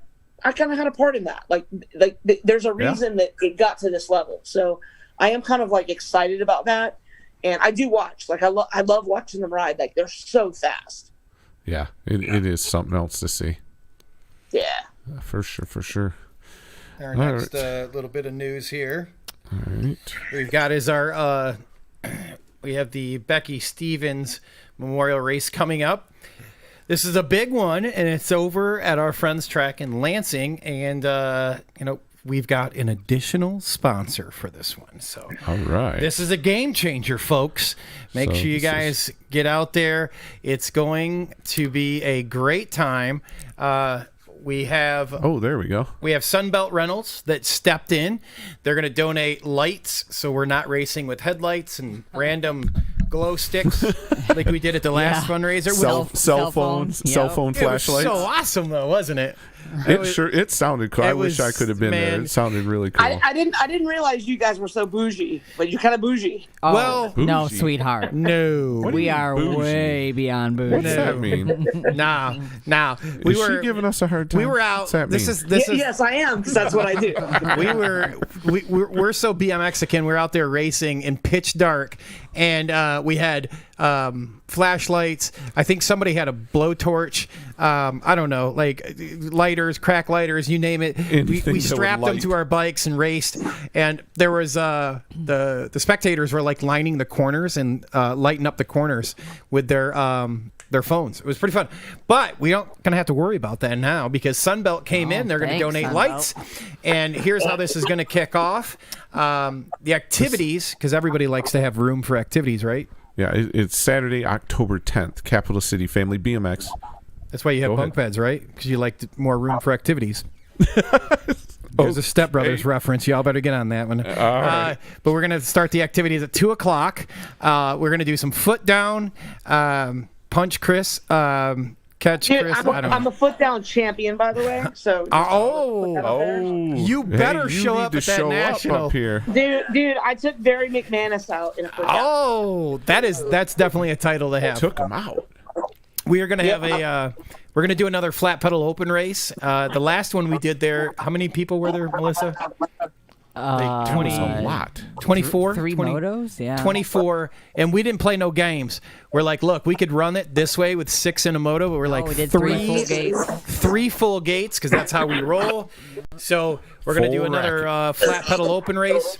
And we're going to do a team shootout. DJ Damon, what does he ride? He's riding a Truth. He rides a Truth. He'll be there mixing it up. That's just a rumor, though. I don't know if it's true. We don't know. Shonda says you're a foot down champion with your training wheels on. Ooh! Throwing some shade. So Hello. it will be a good day and a lot of fun, and it all goes to a great cause. And we have you're going to see the T-shirts posted on our social media after the show. Oh, that's awesome sweet. shirts you can get to help raise money for it. But all in all, it's going to be a great day, fun time. And if you guys see, if not, there's tons of people helping us out. The BMX in Our Blood podcast show, Gate 9, KLM, BML. They make some wicked trophies. Magic, Awesome stuff. our show, and the lovely lady behind us in her trivia. Melissa's trivia question is a That's right. sponsor of this event. She is. That is All right. sweet. Like it. Now, let them know about the number plates from Number please. Billy, who makes really good jerseys. You know what? That might not be All in right. there. It's not in here, but we can kind of wing it. Wing it, Chris. All right.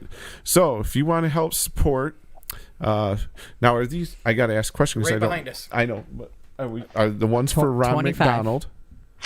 Right? Are they both Ron McDonald? I don't. Yeah, they Yeah, are. you got to choose. It's not in there, Justin. Oh, I'm sorry. Yeah, it's not. That's in there. why he said he's gonna have to wing it. You're gonna have Wing that shit. It's $25. $25 a $5 plate. Billy. These guys right here. Get a hold of Billy over at Gate 9. Nope. He's Nope. going to tell everybody to get a hold of us. Oh, so get a hold of us here at the show. I'm sorry. This isn't in our notes It's here, not. so I'm That's winging my it. bad. Jesus, Ron Burgundy. That's my fault. gonna read what's on the I thought it was teleprompter. done, so I took it out. Not that good. That's my bad. All right. So give us a little. What do you want to see? Oh, and Damon says thanks for letting him know he's DJing there that Well, we tried. event. This is ending on not Hey. such a great note here. Dude, it's the truth, Damon. Come the on. truth, It's Damon. the truth, buddy. Come on. Look at So- Ron Burgundy's holding these plates up. So you get one of these. Get a hold of us. They're $25. All the money's going to Ron McDonald. Our $20. His is- memorial fund, yes. Yep. His Yes. Memorial Fund. Unfortunately, we have to do that. Yes. Hate that, but you can see obviously what we think of cancer. It's right here, so not cool. Hey, And, Marie. Hey, Marie. drink. What do you think of cancer? Fuck cancer. Fuck cancer. all right. So you can get your own plate here. See if I can set this up here. I don't know if people can see No, that I or got it not here. if I do it. We'll do our best. No, I was just trying to put You it. got to choose the color or the gray. The Yeah, gray yeah, or the we red, have I guess. the it is. red and yellow McDonald's type color, or the purple cancer. Can we awareness. make it like a maize and blue color? No. No, I've not tried. for these. I've tried, Marie. I Hey, know, but I've tried. hey, Marie, if you want one of those, get a hold of Billy at Gate 9. He'll hook you up. Trust me. He will get you a University of Michigan plate with all your stuff on there. But these things are awesome. For a The money's going to a great cause. Absolutely. No, yeah. No. It's 100%. All the money goes to Ron McDonald's Memorial Fund. Like we said, unfortunately, we lost Ron a few days ago, and that just stinks. So Sucks, man. good guy.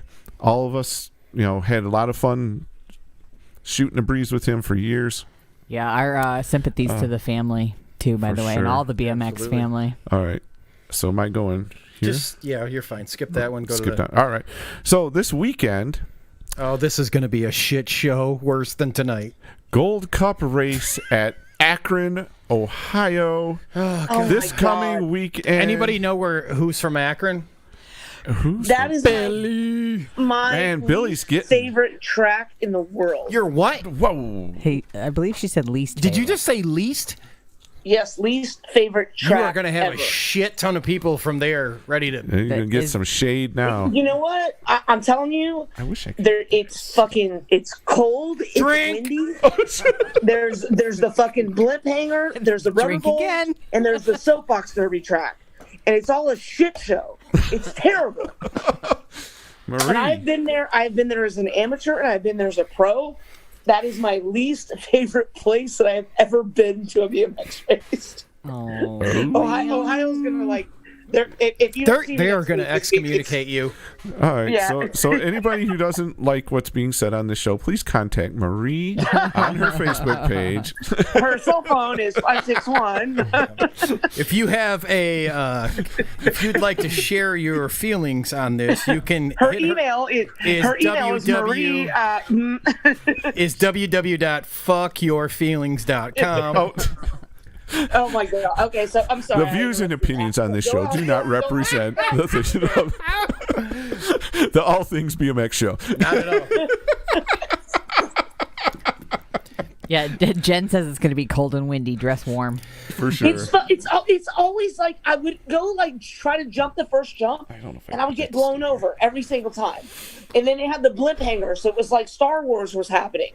That's pretty awesome, though, isn't it? Though I mean, it was cool, but the weather just always sucked. Yeah, Shonda's echoing that. She says it's always too windy there.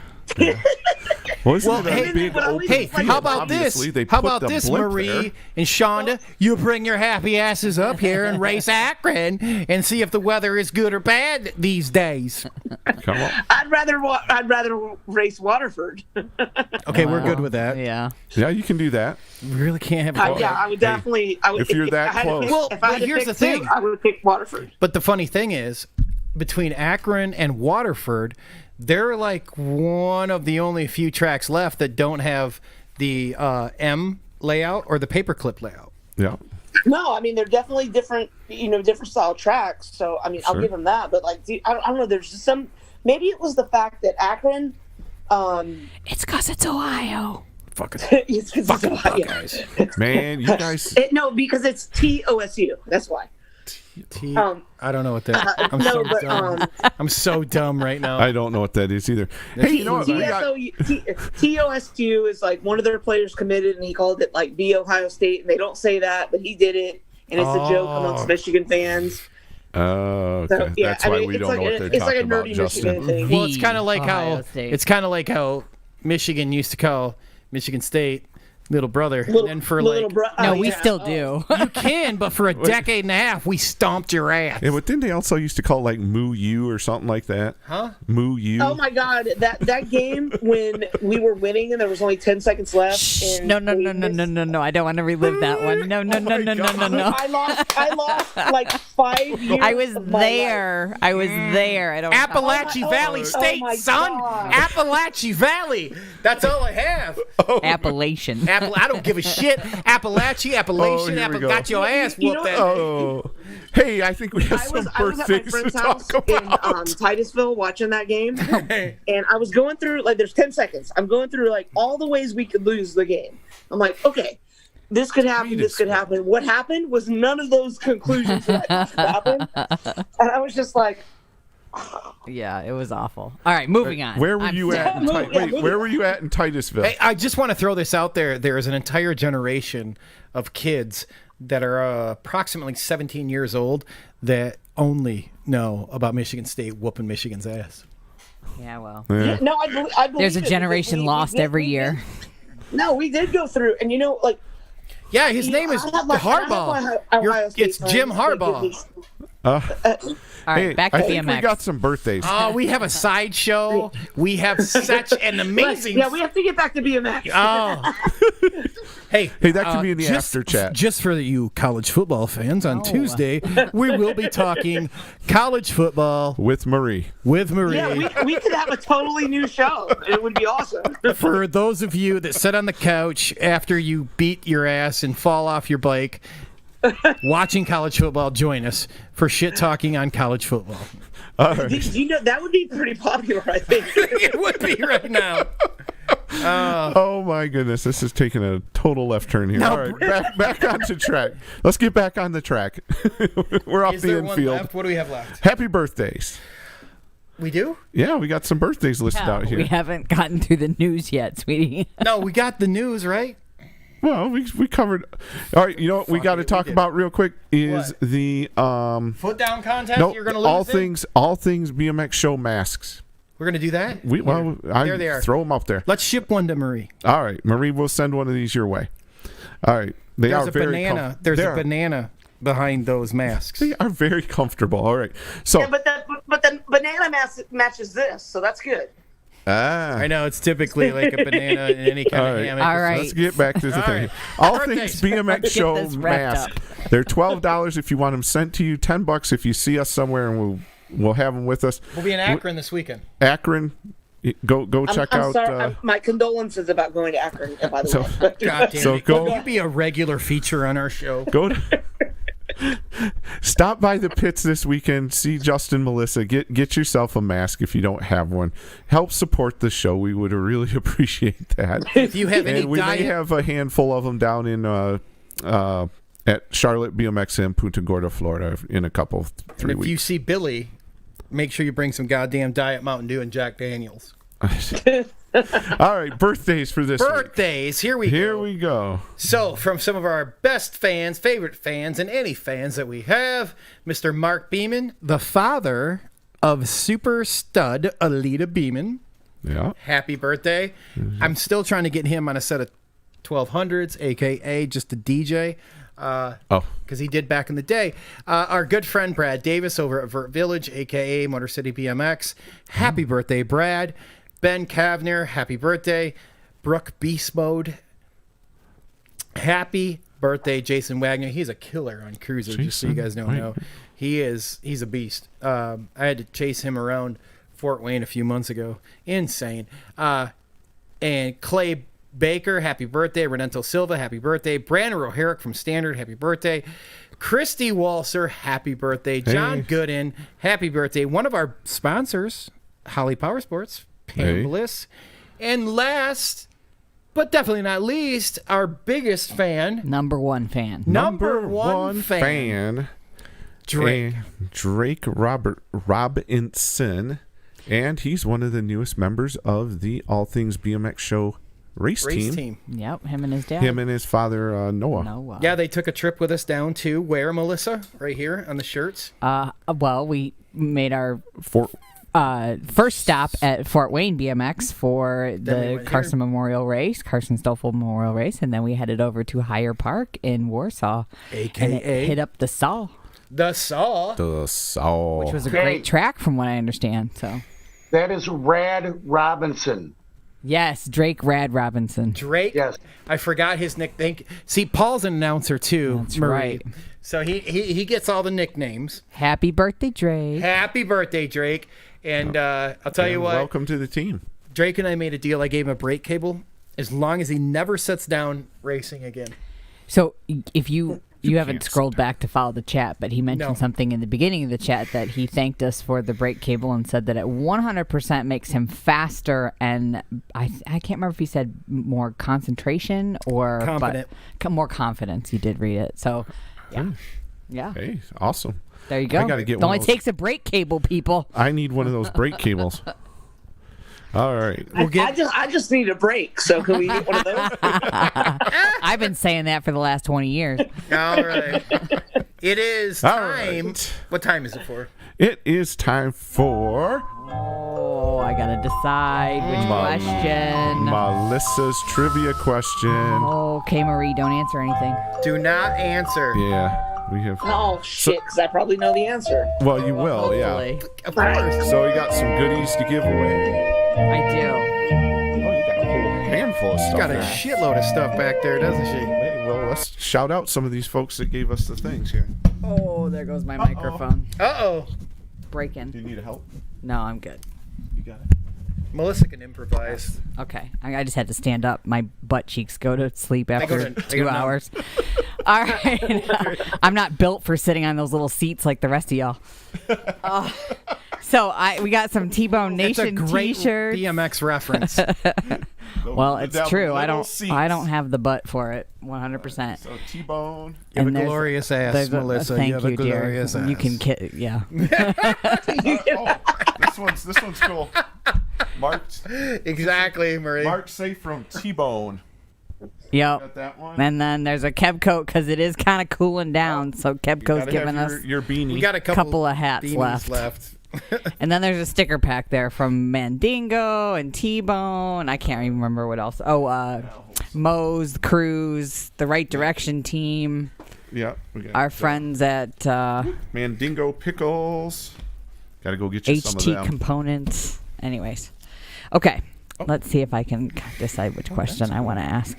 I'm taking notes all night. Billy says the answer has to be No, that's not the answer, Billy. Marie.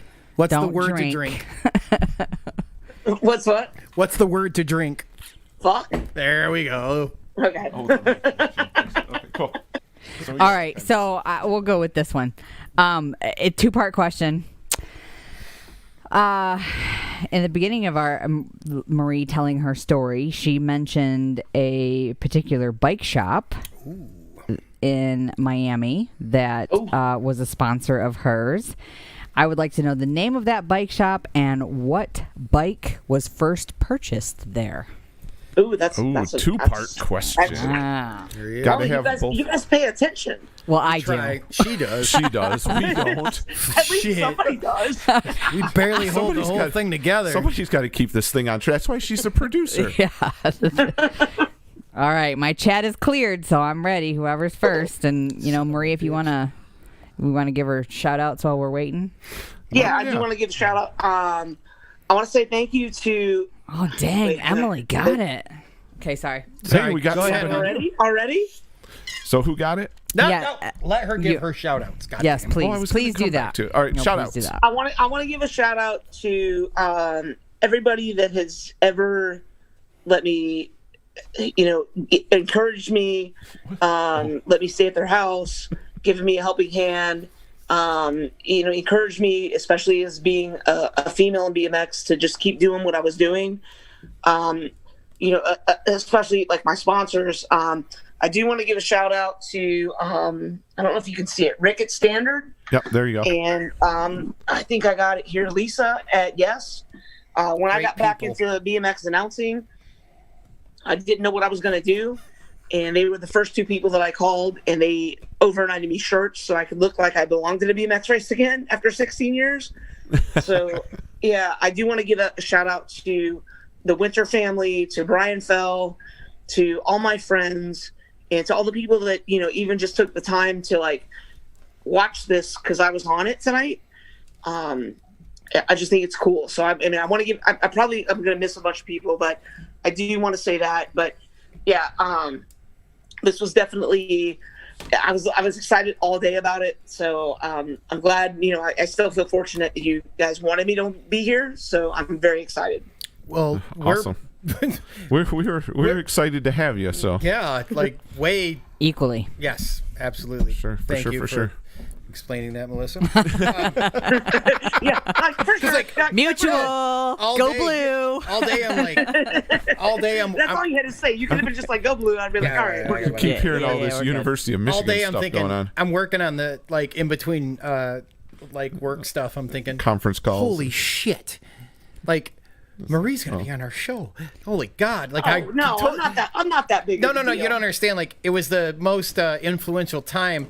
Like back when I never raced nationals very much before, but we always go to the Christmas Classic and like y'all would roll up with the firm and like TC and the whole crew, and it was like, it was so massive. Like you guys were larger than life, man. Oh, we showed up with the big like clown tent. Like the big the circus tent. Circus tent, yeah. They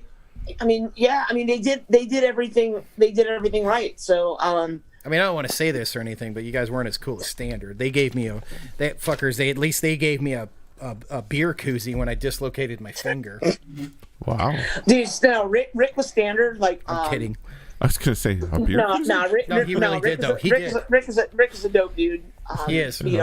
Yeah, he's a really good dude, and just like Lisa Motley and Rick, like there are people that have been in BMX for so long, but they are still in it. Mm-hmm. I mean, yes, it might be like, well, for Rick, it's his business, but he still rides. Like they love the sport, and Lisa sponsors a lot of young girls, and I really appreciate that.